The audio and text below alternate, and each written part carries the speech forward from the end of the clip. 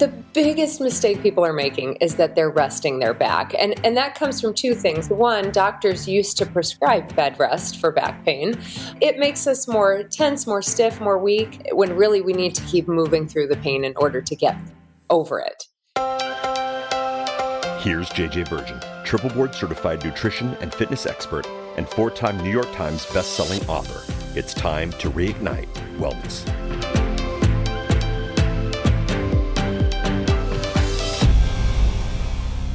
Hey. Today we are talking about back pain.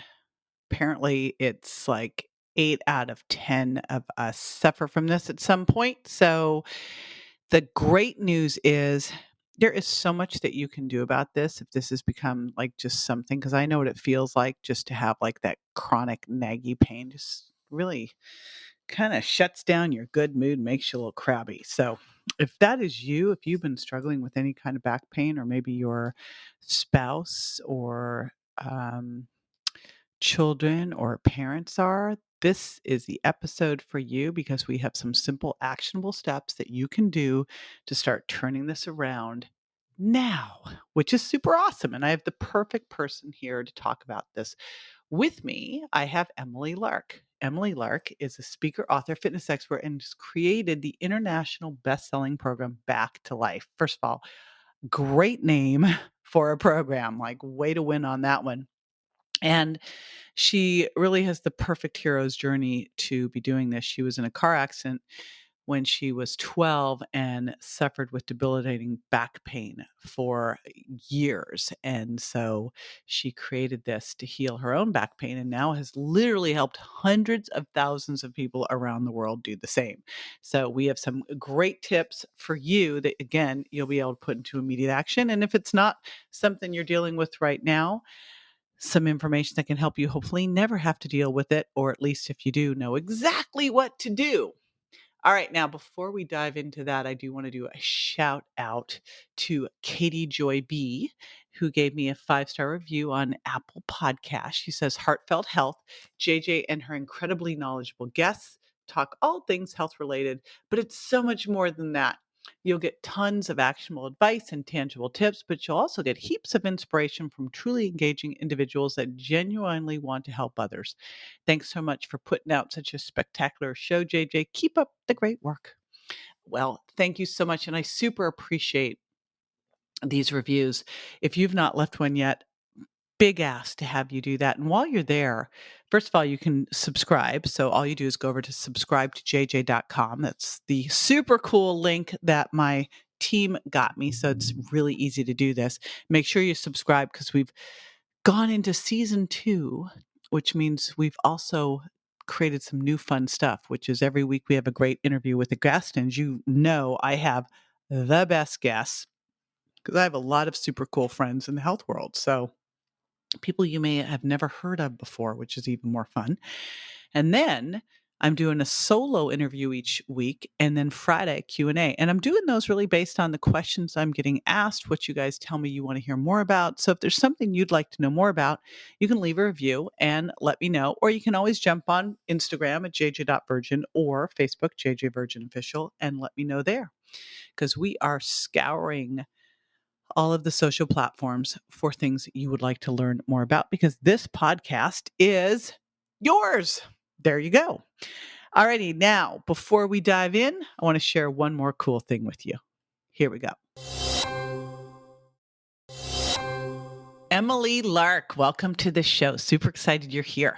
Thank you so much. It's such an honor. All right, well, I want to know, because we were kind of geeking out a bit about back pain before we got on here, but I want to know why you decided to like become this expert in back pain. That's a good question. It was never the plan, but it was really through my own journey with back pain. I was in a really bad car accident when I was just a kid, and had back pain, chronic back pain, from the age of 12 years old all the way up through my late 20s. And during that time, went through every kind of specialist you can imagine to try to fix my pain. And it wasn't until I got serious about kind of fixing it myself, that I was finally able to get out of pain. And that was a life-changing moment for me. And I've been pain-free for the last decade. And of course, that just completely sparked the passion in me for wanting to help other people figure this out for themselves as well. Well, I know the reason. So here's the real reason why I studied it in grad school. Yeah. As we were talking offline, I did all of my grad work in biomechanics because I love math, and it's like math and physics was what biomechanics was. And I decided to study back pain because everybody had it. So it's like, this is a great thing to go into. So, yeah, but I see that you're saying the stats are like 80% of people. What the heck is going on? Yes. I mean, and I'm sure I'd love to hear your take on this too. I mean, I just personally believe that we're just not moving our bodies the way we're meant to move them anymore. And we're spending so much time sitting, and we're spending so much time on computers and smartphones. And people often think that they injure their back from being too active when really it's the opposite. We're not active enough. And so then our Amen. there. Here's what used to drive me crazy. So I remember this was 25 years ago. Actually, it was 30 years ago. So here I'm in graduate school, and I'm also a personal trainer. And they are telling us that if you have a back issue, that you should never do any extension work with your back. You should only do flexion. You should only do abdominals. If your back is weak, then you need to strengthen your abs. And I'm like, but if your back's weak, don't you need to strengthen your back? And don't do squats, don't do bending forward. Don't. And I was like, oh my gosh, you're just going to make this weaker and weaker and weaker. It's so So true. that was my take on all of it, was like, we're doing just the opposite of what we need to do, and our whole activities of daily living are whacked. But I couldn't agree more. okay, cool. So whacked, the scientific word, it's whack. Yeah. So, all right. So someone's got back pain, and I know, and I actually then after that, I worked in a physical therapy office for a while. Yeah. Um, but what I was doing to help people heal their back pain was not what was common knowledge. Mm. And I think what people think they need to do is creating more problems. So let's kind of address that as to, someone has back pain, what are you seeing them do that they think is helping that probably isn't? The biggest mistake people are making is that they're resting their back. And that comes from two things. One, doctors used to prescribe bed rest for back pain. But My back hurts if I'm in bed too much. yes, absolutely. And it makes us more tense, more stiff, more weak. The other thing is that, pain is an interesting thing, because when we're in pain, we think we need to stop what we're doing and sit down to heal. And that's very much a real signal that we hear from the body. So it's kind of twofold. We're getting mixed messages from our body, and when really we need to keep moving through the pain in order to get over it. Mm-hmm. And that was one of the things that I used to have people do, but it was always hard because their doctors told them differently. So moving through it. And then what about like different exercises they might be doing or might have been told they shouldn't do? Oh my gosh. I mean, I hear the same thing all the time, like you were talking about. People often say, okay, well, if you've had a disc issue, you shouldn't twist anymore, or you shouldn't bend anymore. And really, the more mobile we keep our spines, the more malleable and more flexible and more easily our discs adjust to things. So it's the movement that keeps the discs in our spines able to bounce back more quickly. Obviously, if somebody has a severe, eruption of a disc, then there's certain things that they need to be careful about. But overall, the more mobile we keep our spines, it's kind of like a tree branch. The more it can bend, the less it's going to break. Well, yeah. And I mean, like, if you are not moving in all directions, like if you look at our spine was not created just to bend forward and back. Yes. Otherwise, it would be a hinge joint, you know? Very true. It would be like your knee. It wouldn't be like your spine. Yeah. So, and then you have these discs, they're like jelly donuts. So if all you do is go forward and back, and you kind of avoid the back because you were told you shouldn't extend, which I never understood. Mm-mm. And so you're not doing anything else. All that jelly is going to get smushed into into the back, and then you do something wrong and boof, you got a problem. Yes. Yes. Okay. So we're in total agreement there. Now, so someone's got back pain. So what should they do? Well, obviously, number one, keep moving. But I like to focus on the two main things of mobility and stability at the same time. And so, stabilizing the muscles, in the core that help support the low back, but also that help support the pelvis as well. We forget how important the pelvis is really as the foundation for the rest of the spine. So, I like to teach people a lot of exercises for the core, especially that focus on the lower core muscles. And then the mobility side of it is keeping that mobility. I always recommend that people move their spine in all six directions every day, which is a side bend to the right and the left, a twist to the right and the left, and then a forward bend and a back bend. Those are the six motions that I think we all need to be doing every single day, very Well, intentionally. how much you need to be doing that every single day? I like to tell people to do it 3 times a day. You can do it while you're sitting at the kitchen table for breakfast, lunch, and dinner. They're so simple to do. You can sit in your seat and bend to the side, twist and look behind you, twist and look behind you, and then a forward and a back bend. So I think 3 times a day is easy to remember. And honestly, I think that's plenty. Even once a day is great. It's more than 99% of us do. And I mean, that doesn't take any time. No, no. So that is super easy. Okay, so we've got the mobility. Um, and when you talk stability, like you mentioned two things, and I keep thinking back to when I first started to work in this, and the emphasis was always on strengthening your abs Yeah. and no talk about pelvis or low back. So what would you do there? So my two favorite powerhouses for the lower back are the core, the abs, but also the glute muscles. I believe that when you have strong glute muscles and a strong core, that works like a nice sandwich for the pelvis, and then it helps the muscles in the back release. Oftentimes, when people have a muscle that's tight, they, in our society, we equate tightness with strength, when really the stronger your muscles are, the less tight they need to be. They're not straining as much. So they're much less inclined to spasm out and get tight on you. So the stronger we get our muscles, the more they can actually relax and support our skeletal system with ease. Yeah, makes complete sense. So then beyond just those simple like mobility things, what about someone who is, I'm sitting here right now Mhm. taping this podcast, even though I have a standing desk, I'm sitting on my, Yeah. I'm Me sitting too. there. Oh, well. Yeah, I just was looking at that going, you set this standing desk here, honey, for a reason, but you're sitting. And hey, I travel on planes a lot. Like, what can you do because I think that's reality for a lot of us, right? For sure. I love to teach people stretches and strengthening moves we can do while we're sitting. So right now, as we're sitting here, two very, very simple ones that we can do. The first one is a stretch for the hip muscles. A lot of times, actually, sciatica and low back pain is caused by tight hip muscles and tight glutes. So a really simple way to stretch those out while you're sitting at your desk, you just take one ankle, you cross it over the other knee, and then the knee that's bent, the knee that has the ankle that's crossed, you're just going to gently press your knee down a little bit and lean forward, and you'll feel a nice stretch right in that back glute. And you can do that while you're sitting at a computer, while you're sitting at dinner with someone. They don't even need to know you're stretching because it looks like you're just kind of crossing your leg and leaning forward.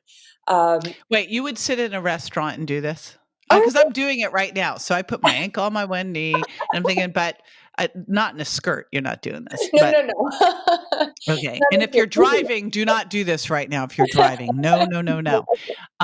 But if you are listening or you're at the gym, this is a super good one. I like to do this one too, like lying on the floor. I'll Yeah. take an exercise ball and I will put my ankle on my other knee and I'll roll the ball in. Oh, yeah. Ooh, Yeah. yes, I love that Gotta one. really get it deep. Yeah. Um, Yeah. All right. So we got that one. What other ones? So the other one I like to focus on is the core strength while you're sitting. And so, I mean, the easiest thing we can do is sit up in a chair without using the back of the chair, because automatically your core muscles and your back muscles are going to engage just to keep you sitting upright with your shoulders stacked right above your hips and your ears right above your shoulders. And then to help intensify that, a really easy way to challenge your core is to try, if you have your feet kind of planted right on the floor, right under your knees, if you just lift one knee up a few inches, all of a sudden you feel your core muscles engaged just to hold that knee up. And you can either hold it up for, a count of 10 and lower it down, or sometimes I like to do marching side to side where I'll lift my right knee and then my left knee while I'm working. And so you can literally work your ab muscles while you're sitting there. You really should have like, the nanny cam where they have like, you should really, or I think it was the Jenny cam, like the first like kind of reality TV at Yeah. home. Yeah, you should just do that so people can just follow this and go, okay, that's what I need to be doing.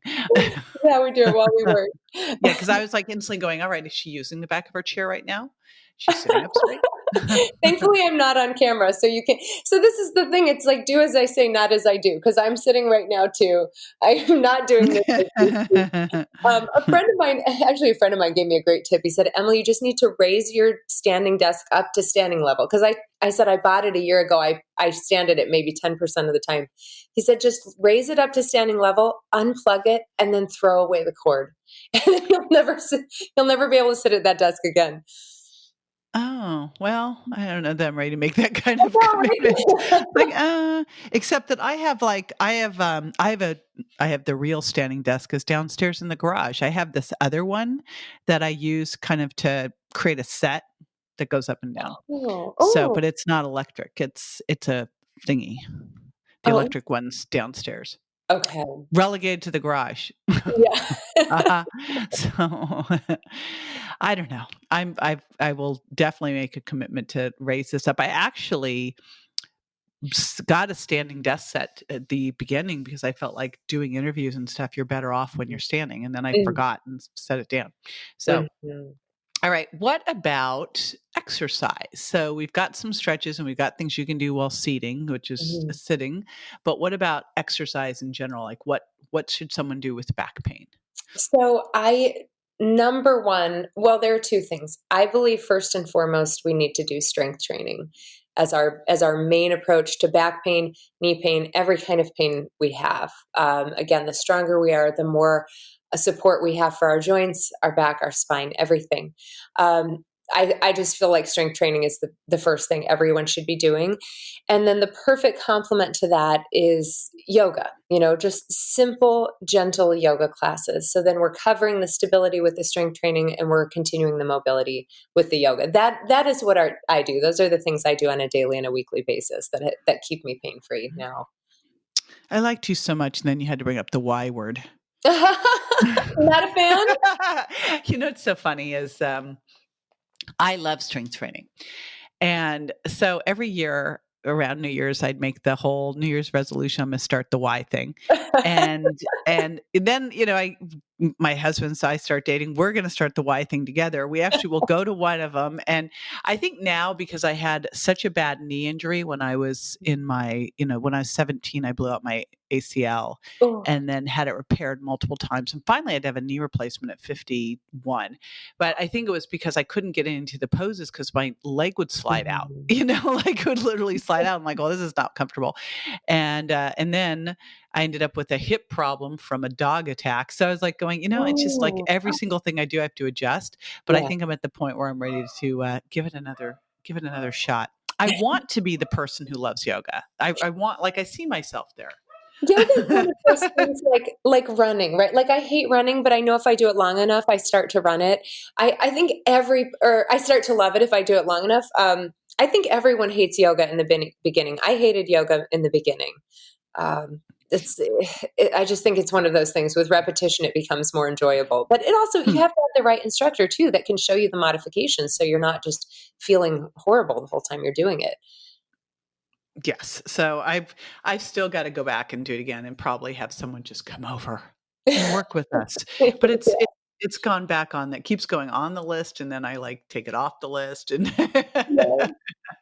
But you do strength training, right? That's your I love strength training. I do HIIT yeah. training, high intensity interval training, and strength training, and I throw some flexibility stuff in. Not enough. Mhm. I admit it. It's definitely. I just went to an amazing biomechanist here in town to basically have him yell at me about the fact that I like am not doing enough. And I'm like, I know. I, I remember back when I was a personal trainer, and I had one woman who I would go to her house to tell her to get on the treadmill. And Oh. I go, like, I'll just call you.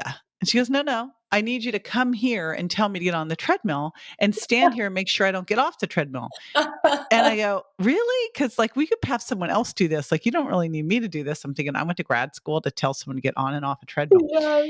But she goes, no, no, no, I really need you to do this and like entertain me while I'm like, okay, well, so, but I get it now because I'm like going, if I just had someone come over and make me do this thing, Yeah. right? I totally get it. So for Vicky, who I gave so much grief to, I get it, Vicky. Anyway. All right. Well, I know we have a fun gift for everybody. So let's talk through what your healthy back checklist has on it. Yeah, so I wanted to come up with something just really simple, daily tweaks that you can make to your life that can help with back pain. And so I came up with the healthy back checklist, and it has just little simple takeaways that take no time and effort but can really make a big difference, like sleeping positions that are best for back pain, or how to carry your bags to prevent back pain, or the best kind of footwear. So just very, very simple things that people can implement in their life, because sometimes really it can be just one little shift can make a huge difference. Perfect. So, I think the biggest takeaway here is, and we're not talking about if you have like, blown a disc. That's an Yeah, entirely different yeah, situation. But for most people, I would assume that their back pain is probably just from, activities of daily living, not moving correctly, yeah.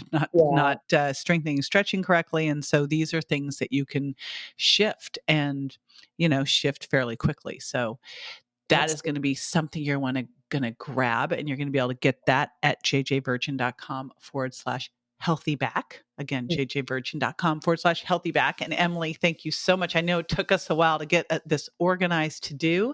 I've been wanting to have you on for a while, so I so appreciate your time. Thank you so much. It was well worth the wait for me. I've been looking forward to this for a long Ah, time. and I will see you at a couple different things in the next 6 to 12 months, I hope. Can't wait. Thank So you. perfect. Cool. All right. Now, after the break, stay with me. I'm going to go through a couple top takeaways from today that you can put into immediate action.